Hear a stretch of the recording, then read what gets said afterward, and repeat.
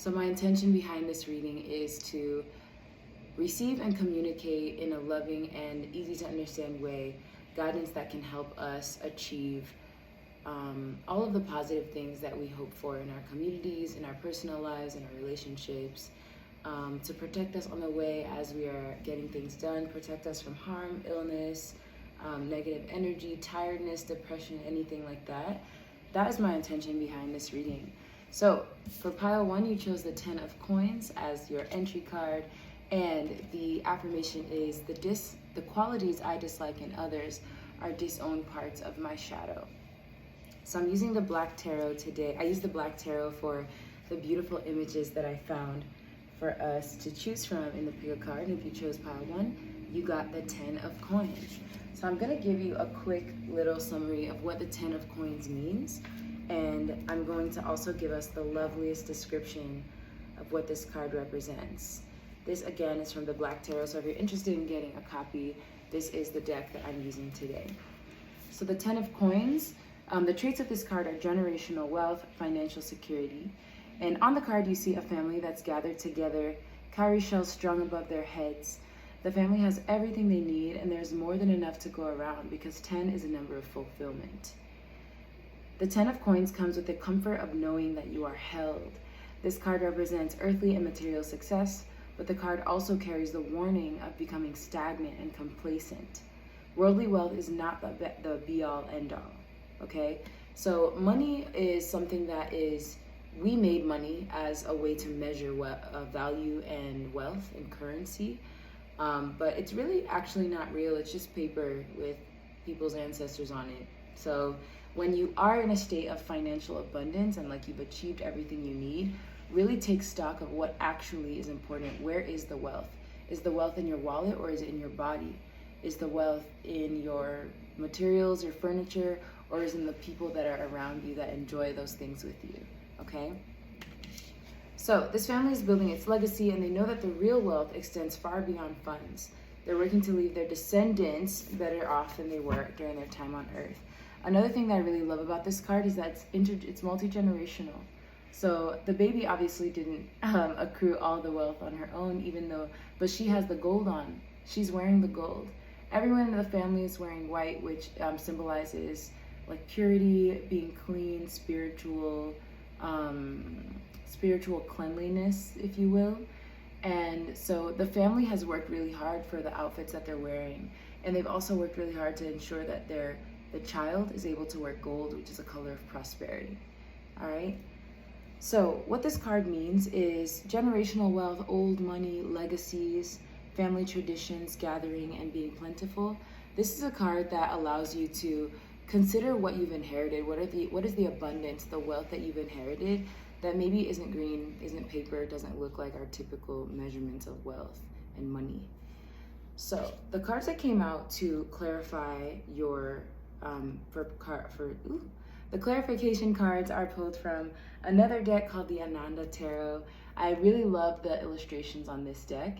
And the first card that came out to clarify this reading is the 4 of Spheres. Spheres, coins, earth, they all represent material abundance, okay? So material wealth, our physical health, the money that we have, anything that we've inherited or earned that has to do with financial gain, or even spiritual gain. A lot of wealth is within us. So the 4 of Spheres indicates, in the Tarot of the Orishas deck, it's actually a picture of a goat standing with each limb. Goats have obviously 4 limbs, and each limb is positioned on a coin. So there's 4 coins beneath 4 limbs on the goat, right? But the goat has climbed very hard, has worked really hard to get to the top of this mountain and be able to position its feet on the coins. However, just because it's now financially stable, right? Just because it's financially stable now doesn't mean that it can stop moving, right? So it has to pick up one of those limbs and keep moving forward. Otherwise, it's never gonna get to the abundance that's still ahead of it.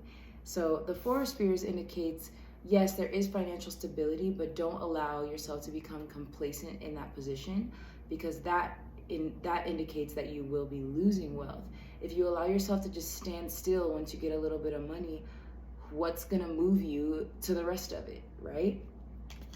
So again, the issue of complacency, the warning of not remaining in one place and continuing to push yourself forward is another factor or trait of the 10 of coins. So the 10 and the 4 of coins, spheres, earth, like I said, it's different names, but it's all the same idea of wealth, finances, and abundance, both inner and outer. The next card that came out is the Princess of Spheres. She is part of the family court, so she's one of the royals of the tarot deck. And I'm actually going to read out some of the princess's themes. So the Princess of Spheres, also known as Earth, it deals with finances, material wealth, and abundance. So the Princess of Sphere is next to a spear that's peeling itself. She stands in a sensuous pose and stares into emptiness. So this card, it means being connected to nature, having the power of dreaming up what you want to see and seeing it come into fruition in the material world. It also is a card of receptivity. This is a female character on the card, and although I don't like the gender binary, feminine energy, we all have it in us. We also have masculine energy, and it's about balancing it so that we can be our authentic selves. Feminine energy, though, within us, it's always about receptiveness, receiving. What do we get from the outside? And masculine energy is more about what we push out from within us into the world. So with the feminine energy being on the Princess of Spheres, it's about receiving what makes us comfortable, like putting ourselves in around the material things that bring us comfort, that allow us to learn, that allow us to go a little slower, take a little bit more time. The tarot book says, focusing on that which is important and being receptive to the inner impulses are major traits that characterize the Princess of Spheres. Persistence, openness, and reservation lends this modest nature to a personal attractiveness. So she's beautiful on the card, not just because she's a princess, right? But also because she knows how to just be in stillness and existing with the abundance that's around her. And she knows how to let the earth around her, even when it seems like it's dying, she allows it to grow within her.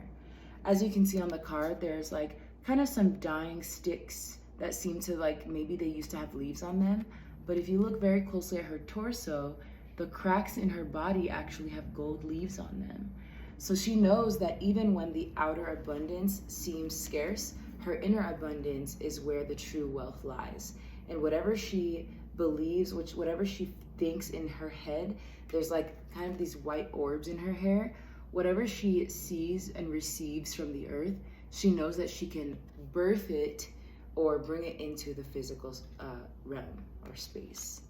So don't be complacent. Allow yourself to be with whatever is around you, whatever material abundance there is. And if it doesn't seem abundant, find it there. If you spend 5 to 10 minutes a day just observing something that might seem even ugly or frustrating to you at first, if you spend a few days doing that, let's say like a week, 5 to 10 minutes a day observing something that you don't necessarily enjoy, that thing, you'll find appreciation for it. I think that's sometimes why we start certain relationships not necessarily appreciating or enjoying people like coworkers, family members, but when we spend time with them over time, we start to realize that the qualities I dislike in others are just disowned parts of my shadow. So maybe the qualities I dislike about my environment or my work schedule or, you know, my partner's sibling, whatever, the qualities that you may dislike about people or things or situations, they're just disowned parts of your shadow. So what is your shadow coming to teach you? What is that part of yourself that you don't always give attention to coming to teach you? All right? So all of this comes right before the Justice card. Justice is here to reestablish balance, to allow us to take stock of negative experiences and situations and actually let them go, but not without first taking the lessons with us, right? We can plant those lessons within us, within our psyche, within our minds, and use them to help us build the world that we hope to see, okay? So the Justice card comes right after this warning of not being complacent, this warning of being present with your abundance and finding abundance sometimes where there seems to be a lack of it. But when we do that, justice restores our fulfillment, not just in the material sense, but also in love, okay? The cups energy, cups is represented by hearts in the regular card deck, the 52 card deck, but in this deck, it's also represented by cups full of wine. So when we pour from our cup, typically we tend to think of it as I'm giving to a situation that isn't necessarily giving to me, or I only want to pour from my cup into things that also pour into me, right? So one of the ways that we can receive nourishment and have our cup be refilled is to just be present with our environment and find abundance there, okay? So if you've been having a hard time like letting go of things, especially material things, or if you've been having a hard time feeling frustrated about money, keep in mind that money is not the wealth. Money is not the abundance. The abundance lies in all that is around us and all that's within us, okay? And that knowledge and being present with that, that's what restores our 10. This is the second 10 that's come out. We have the 10 of coins, which brought you here, and the 10 of cups, which we will achieve when we are present with our abundance. And being present with abundance also means being willing to let it go, so to make room for greater abundance to come in. Just like that goat with all 4 limbs on each coin, it needs to keep moving because there's 10 coins ahead, there's 20 coins ahead, there's 1,000 coins ahead. But if it stands on those 4, it's never gonna reach the abundance that's greater, okay? So the 10 of Cups, I love to see this card. It's fulfillment in not just material abundance like coins, but it's fulfillment in creative ventures, it's fulfillment in love, in relationships, and it's really related to also knowing that the abundance lies within us and knowing that really the juice that we have is what we use to water the seeds that we plant. And every time we find abundance and allow it to fill our cup, our juice or the water that we use to water the seeds that we plant is only more fertile and only more beautiful, that grows even stronger and even taller plants that bear sweeter and juicier fruit. All right, lots of nature references going on. Spheres and coins also represents earth, like I said, because earth is where we get our abundance from. We also get our abundance from the sea, which is water, which is cups, energy. But since there's so much earth here, it's very important that we're present with earth. So maybe perhaps in order to find abundance around you and to let go of negative associations with money, it could be really powerful to just spend some time in nature. Listen to the birds around you, listen to the trees as the breeze moves them. Drop into your body if you need to, take a deep breath. So those are absolutely ways of being present with your abundance and getting to this 10, this fulfillment in your heart. Finally, we have the Princess of Cups. So we have 2 10s and 2 princesses. This is a very, very powerful reading, meaning that you are also very powerful in attracting financial and loving abundance into your life and into yourself. So the Princess of Cups, she is like the queen of the law of attraction, all right? As you can see, there's a frame behind her, but she is outside the frame. There's a wine cup near her hand, but it's not necessarily touching her hand. Her feet are near the floor, but they're not touching the floor because she's manifesting something beyond what's around her. She knows that all she has to do is put herself in the energy, in the sensual energy of whatever she needs to be. And by sensual, I don't mean like seduce the thing to you, but I kind of do. By sensual, I mean think about what the feeling will be when you have your 10s, your 10 of Pentacles, your 10 of Earth, when you have your 10 of Cups, your 10 of Water, when you're fully fulfilled in your heart and in your material abundance. What's that gonna feel like? And that is your advice to lead you to that fulfillment and abundance, all right? Thank you, Pile 1. Good luck. Okay, hello, Pile 2. If you selected this pile, it's because you are here for the Hermit. The Hermit is a card that represents solitude, going within to learn and integrate lessons from the past, to know what really sits well with the individual versus what the individual is taught by the collective. So the Hermit brought you here, and your affirmation, is, I release the need to be perfect and I open, hold on.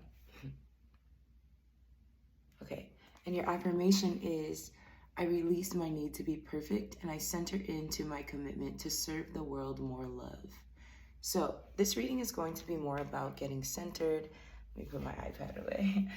This reading is going to be more about getting centered, making sure that what we've learned is actually authentic to what we feel. And it's mostly about our material resources. So there's lots of earth energy in piles 1 and 2. So you may want to watch pile 1 just to see if anything also resonates from that specific pile. But the first card you're starting out with is the Tower. So some sort of sudden shift or change in your life is happening. I'm trying to get the lighting so that you can see what's on this card. But on the card there is a tower that is silver with on the underneath a gold layer. And it looks like the gold layer is like slowly just disintegrating off because the sun is shining on it and something has been illuminated. So even though it was gold, it looks like the gold wasn't real or wasn't built to last because it's melting right off as soon as the sun hits it. So some truth has exposed a system or something that was built over time. And now that thing that was built over time can no longer withstand the heat of the sun or the light of the sun, the light of the truth. So it is disintegrating on itself. Kind of makes me think about some of our financial or educational or healthcare institutions that have been built over time. Also, Pluto just moved into Aquarius and Mars just left Gemini after 7 long months. So now it's in Cancer as of yesterday. So all of these different things that are Plutonian, Martian, things having to do with action, power, systems. Pluto is in the sign of Capricorn, which is a lot about power and structure, specifically in terms of like the government and things that rule. That was a big shift that relates to this tower energy. So just keep that in mind as you continue to hear guidance, receive guidance, synchronicity, etc., and inspiration. Okay? So the tower may have had to do with a financial system, how you obtain your resources, the ways that you use your like material skill, how you acquire your material abundance. And the spheres, the 8 of spheres is earth energy, pentacles energy, coins energy. So anything that has to do with like your material abundance, your physical health, how how your body and your environment reflect your values. And the 8 of spheres is about reflecting. So 8 is kind of like a pause in order to reorganize and restructure with the knowledge that there's nothing to fear. Like I have everything I need. 8 is a number of completion. You have the 2 orbs that make the number 8, So it's about gathering your resources, making sure that everything that needs to be taken care of is taken care of, and making sure that whatever you put in, you also receive on the output. So the 8 of spheres really asks us to go within, like the Hermit, and think about what ways and structures we use to maintain and secure our material abundance. And is there anything that we are holding back or that's preventing us from really being authentic in the ways that we gain resources that help us rebuild the tower that falls down or that dilapidates after a certain period of time? So the tower and the 8 of spheres are guiding pile 2 to rethink the systems and structures that allow you to obtain material abundance, and also the systems and structures that allow you to feel abundant within you. Do you feel abundance already, or do you only feel abundance when that paycheck hits, right? The 3 of spheres, is also a suggestion to see completion and see expansion in what you already have. So the number 3 is about expansion. If 1 is about unity and 2 is about union, 3 is about expansion because the 3 comes from the 2. I hope that makes sense. 3 of spheres is really saying, now once you get all of your resources together, once you've done your 8, you've come to completion. What What areas of life allow you to feel expansion? Are there any skills, gifts, talents, abilities that you may be sitting on that could allow you to feel to obtain more material abundance in a creative way? Because 3 is a number of expansion, it's also about creativity, and 8 is a number of, again, completion, perfecting your craft. Now that it's done, how can I make it better? Okay. So once you are able to assess the situation, see areas that may need more energy, more attention, more nurturing, more perfecting, more refining, right? That will lead you to the Queen of Swords. And the Queen of Swords is someone who is really on top of her money. She knows how to make decisions that allow her to profit in the future and also allow her to store what else is necessary. She also knows how and where to use her money in ways that benefit her and her community. So again, a queen is someone who needs to make decisions for large groups of people.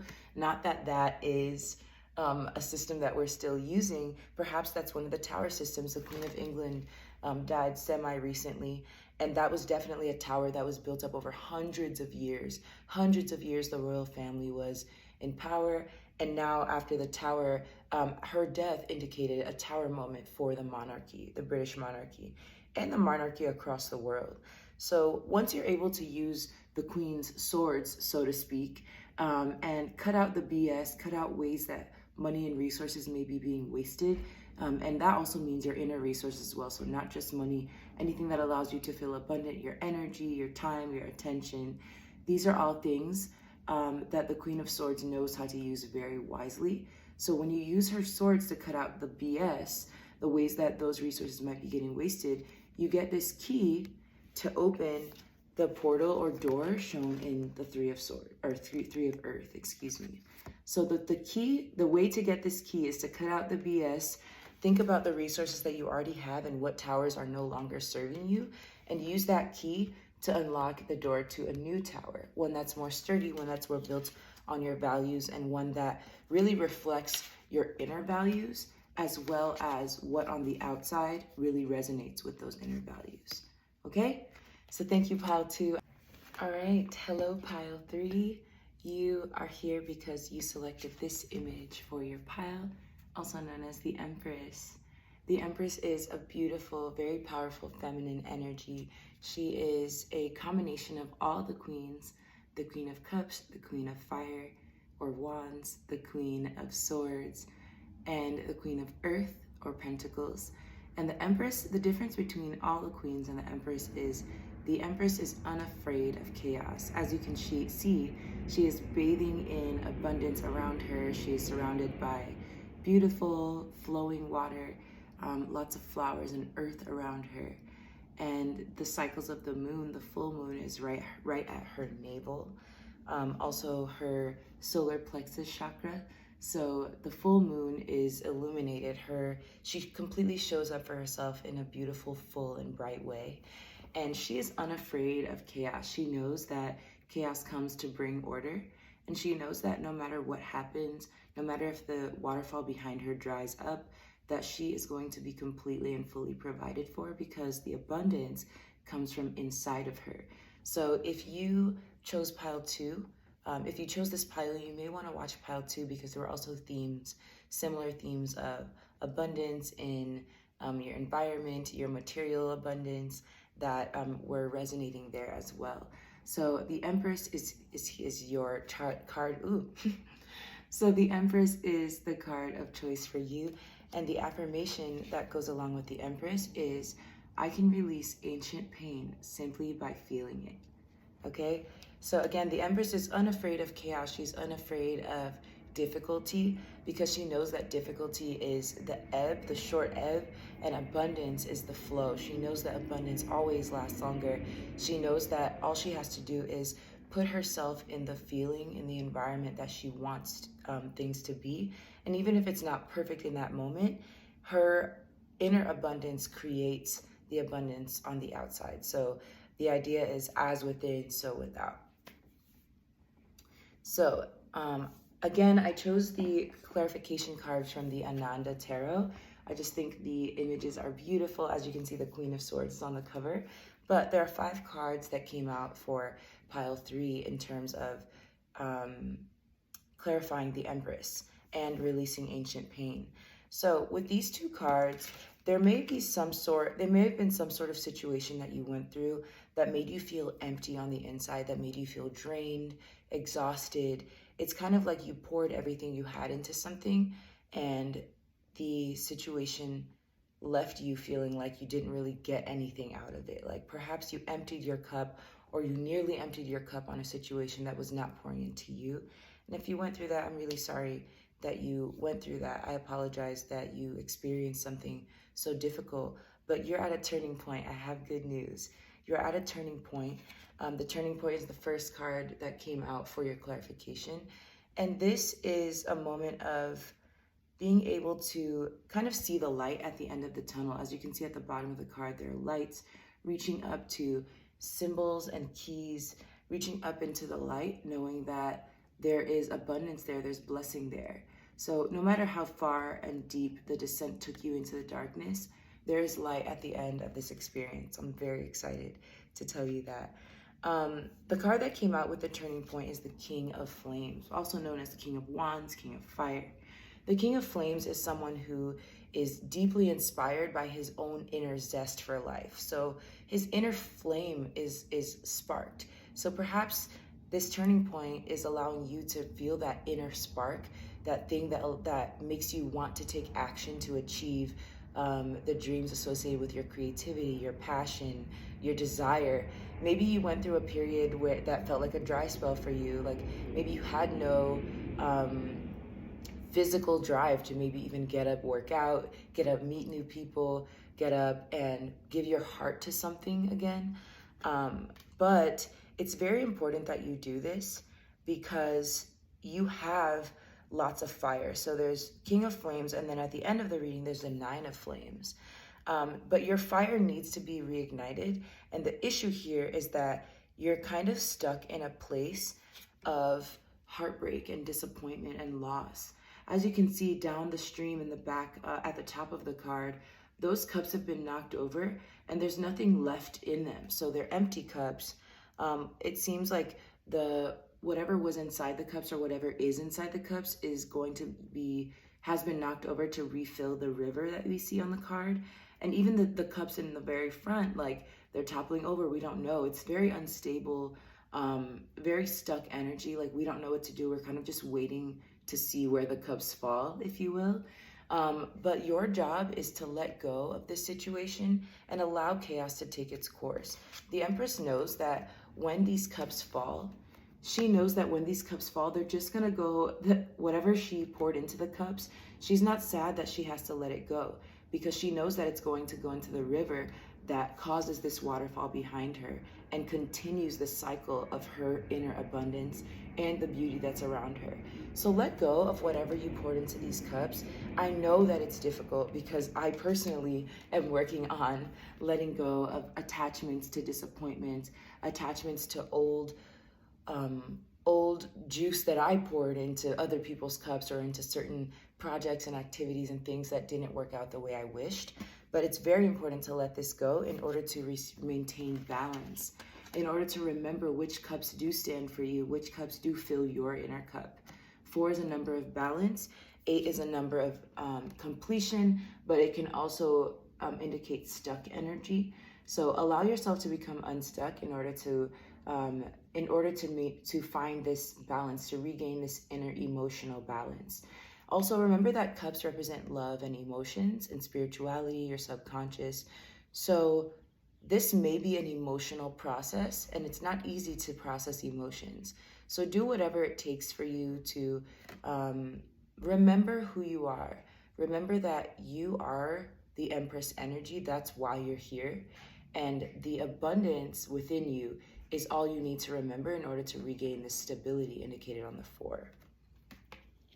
Doing this, letting go of past disappointments, past heartbreaks, letting go of chaos, allowing the chaos to take place in the background and remaining in the foreground, and remembering that your abundance and your inner, all of the fertility that's within you. Empress is also a fertility card, so what I'm getting now is some of you may have experienced pregnancy loss. Some of you may have experienced an idea that you put a lot of effort into nurturing and growing, but it ended up kind of like falling apart before your eyes. And those are both really painful situations. So make sure that you take time to process the emotions. And then also make sure that you take time to focus your energies on what really matters and what really fills your cup and brings your light back. Remember, not only are you the Empress energy, but you're also the King of Wands energy. So you have lots of that fiery creativity, passionate drive. And it's important for you, in order to get back to this place before this heartbreak and disappointment happened, just be still. Be still with your passion, be still with your energy, and allow that courageous light to be reignited within you. All right? So thank you, Pile 3. I hope this resonated with you. Good luck in all your endeavors, and I'll see you next time.